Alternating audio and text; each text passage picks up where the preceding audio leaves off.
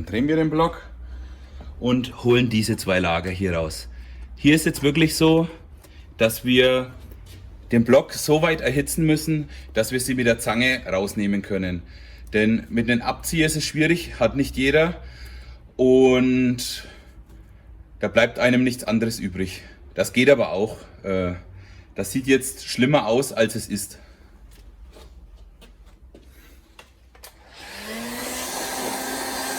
Es dauert halt einfach nur.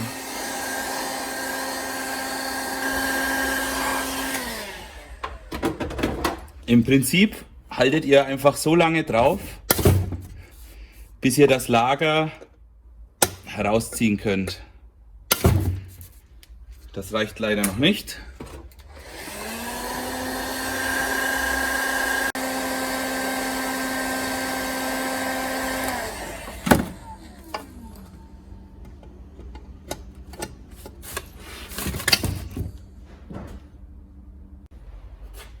So, das erste Lager ist draußen. Wie gesagt, da braucht man wirklich Zeit und Geduld dazu. Es kann auch sein, dass ihr da mal 20 Minuten mit dem Heißluftföhn drauf leuchtet. Das dauert einfach, aber sie gehen dann schon raus. Man muss einfach Geduld haben. So, zweites Lager.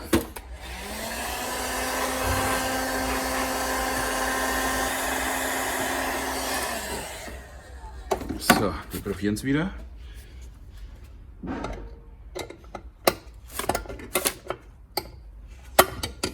Man muss es halt vernünftig zu fassen kriegen. Und dann kräftig anziehen. Reicht noch nicht.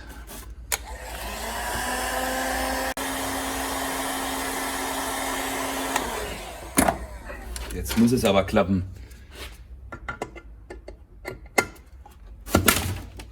Jawohl. Raus damit. Zur Hälfte habe ich schon draußen. Ich gebe es zu, dieses Lager ausbauen ist auf jeden Fall kein Zuckerschlecken. Aber es ist zu schaffen. Man braucht, wie gesagt, Zeit und Geduld. Und es lohnt sich. Solche neuen Lager, die könnt ihr wieder die nächsten 10 Jahre fahren.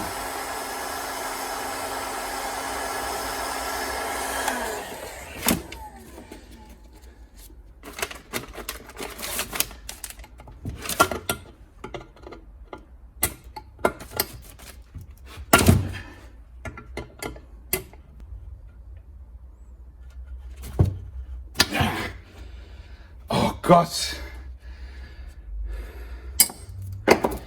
Meine Güte!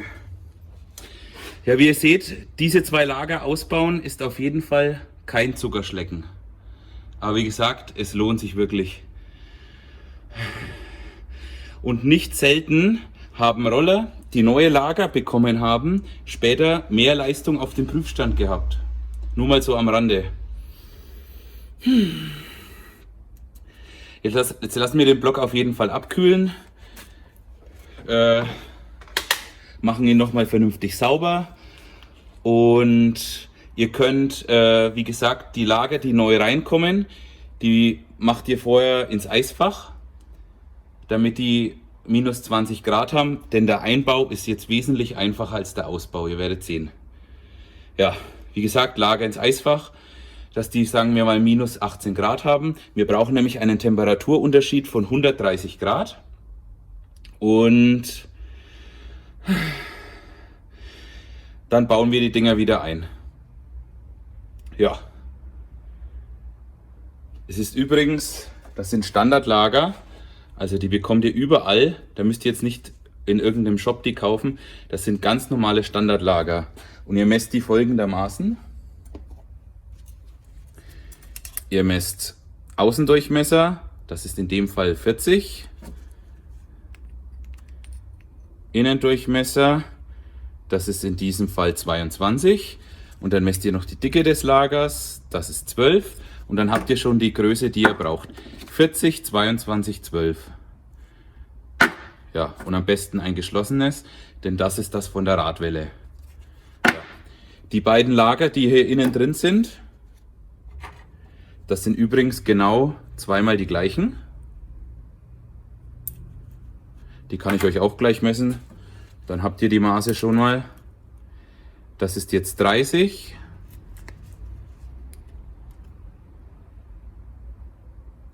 10 und 9. Also 30 mal 10 mal 9. Das sind die zwei inneren Lager. Dann wisst ihr schon mal, was da für eine Größe reinkommt.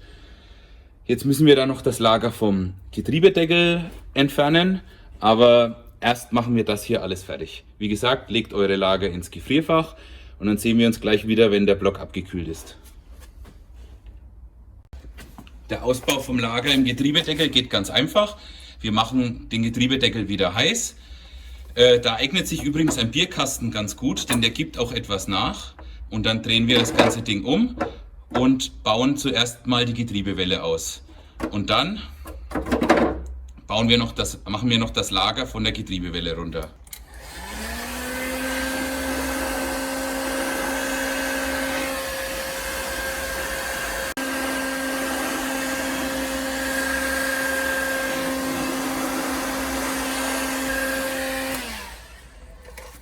So, umgedreht.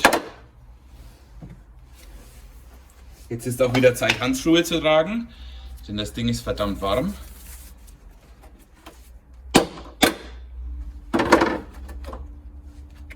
So, dann haben wir schon mal den Getriebedeckel von Lager und Welle getrennt. Und jetzt müssen wir noch das Lager von der Welle runterbringen. Dazu erhitzen wir jetzt noch etwas das Lager.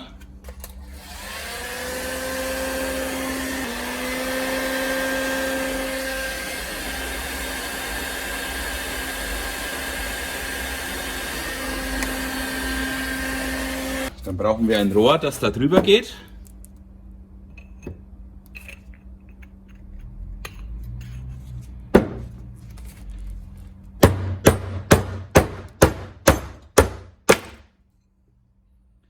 Und schon ist es ausgebaut.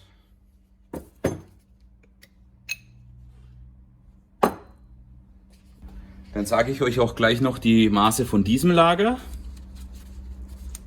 Dann wisst ihr auch gleich, was ihr dafür eins braucht. Und zwar 40, 22, 12. Das heißt, das ist dasselbe Lager, wie wir auch als Radwelle haben. Bloß halt diesmal nicht geschlossen. Also habt ihr zweimal dieselben Lager. Gut. Die Primärwelle brauchen wir auch nicht mehr, denn da kommt ja eine neue rein. Ja, jetzt lassen wir das ganze Zeug, wie gesagt, noch etwas abkühlen und dann können wir schon mit dem Auseinanderbauen wieder anfangen. Den Zimmerring müssen wir noch rausmachen. Der ist einfach bloß reingesteckt. Fertig. Das ist aber, wie gesagt, eine andere Größe als bei der Radwelle, aber kann man natürlich nicht verkehrt einbauen. Wichtig ist nur, so ist ja der Getriebedeckel eingebaut, so muss auch der Zimmerring rein. Mit der geschlossenen Seite nach außen. Und so ist es auch beim Zimmerring fürs Getriebe. Da muss die offene Seite hier sein, also zum Getriebe zeigen. Die geschlossene Seite ist dann außen beim Rad. Gut. Also, abkühlen und dann geht es schon an den Zusammenbau. Ach, ich kann euch noch kurz die Größen der Zimmerringe sagen. Dann wisst ihr das auch gleich. Der Zimmerring für den Getriebedeckel ist 17, 28 und 5,5 und der Zimmerring für die Radwelle ist 22, 32, 6. Steht immer auf den Zimmerringen drauf. Ja, so, bis gleich. Bis der Block abkühlt, können wir jetzt schon mal unser neues Getriebe verpressen. Ich zeige euch jetzt mal kurz die Unterschiede zwischen dem Tuning und dem Originalgetriebe. Das Originalgetriebe ist schräg verzahnt. Das sorgt dafür, dass eine höhere Laufruhe ist und das Getriebe nicht so laut ist. Das Tuning-Getriebe ist gerade verzahnt. Der Vorteil hierbei liegt, dass man die geraden Zähne wesentlich dicker machen kann und die dadurch natürlich stabiler sind. Aber man hat natürlich einen ziemlich harten Übergang. Also solche Getriebe Ihr werdet es dann sehen, wenn ihr mal so ein gerad verzahntes Getriebe verbaut. Das ist schon ziemlich laut dann. Aber hält natürlich auch viel länger. Die Primärwelle tauschen wir 1:1 einfach aus. Da müssen wir nichts machen. Und dann nehmen wir uns unser Zwischenritzel.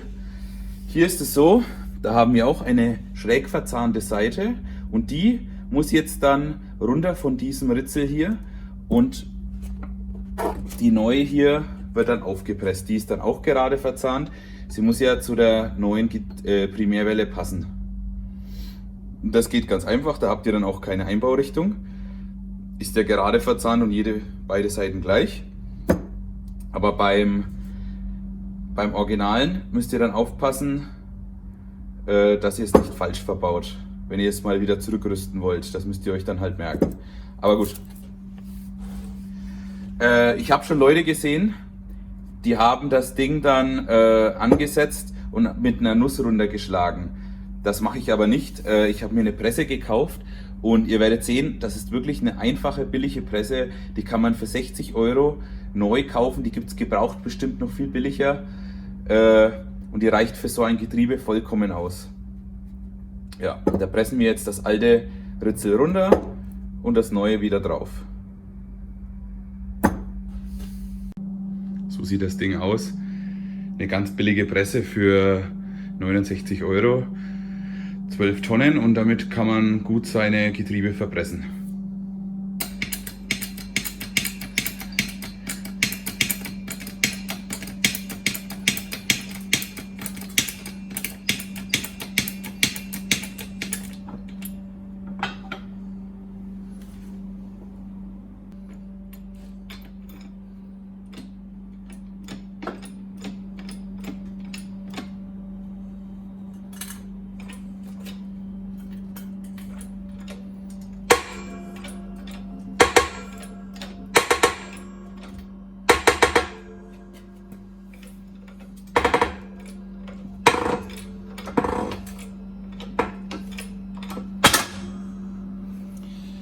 So, und dann haben wir das Ritzel schon heraus.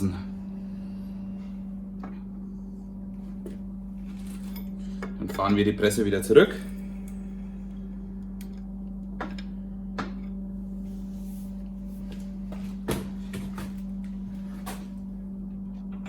Wir tauschen das alte Ritzel gegen das neue.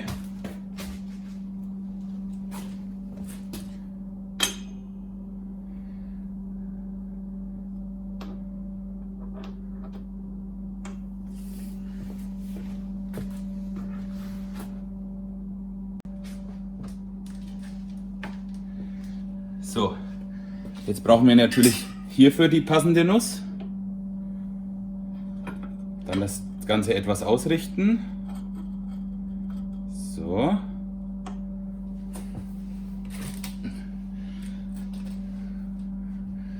Und dann wieder runter mit der Presse.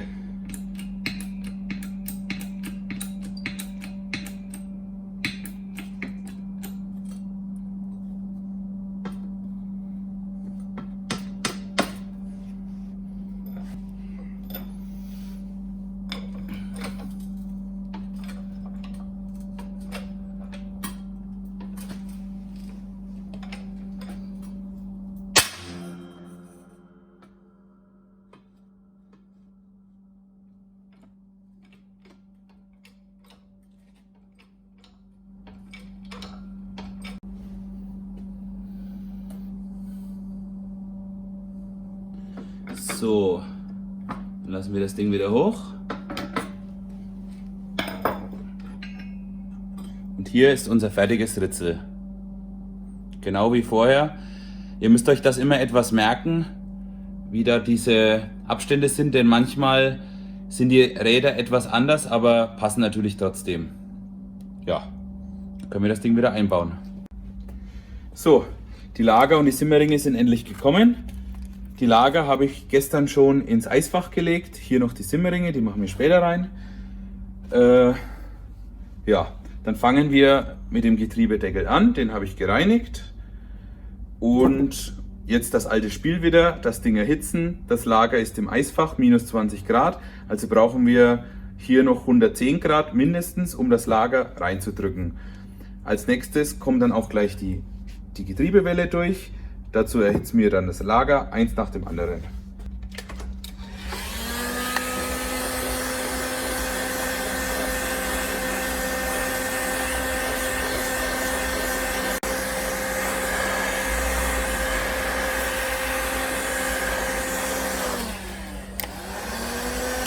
So, jetzt sollte man natürlich wieder Handschuhe tragen und dann nimmt man das Lager aus dem Eisfach und steckt es rein. Dann nehmen wir eine Nuss, die genau drauf passt.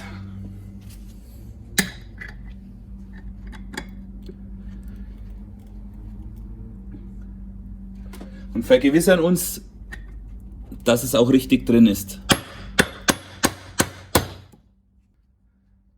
Gut, dann ist das Lager schon mal drin. Jetzt warten wir kurz ein bisschen, bis sich Lager und Deckel etwas von der Temperatur her angeglichen haben, damit uns das Lager nicht mehr verrutscht. Und dann erhitzen wir den Innenring, damit wir die Getriebewelle durchstecken können. Die Getriebewelle liegt jetzt ebenfalls im Eisfach und hat minus 20 Grad. Das sind Metallkäfiglager. Wer unser Video gesehen hat mit den Kurbelwellenlagern, weiß, dass man die natürlich besser erhitzen kann als Lager mit Polymerkäfig. Also können wir jetzt schön den Ring hier erhitzen und dann unsere Welle durchstecken. So, und jetzt fangen wir an. Nur den Innenring erhitzen.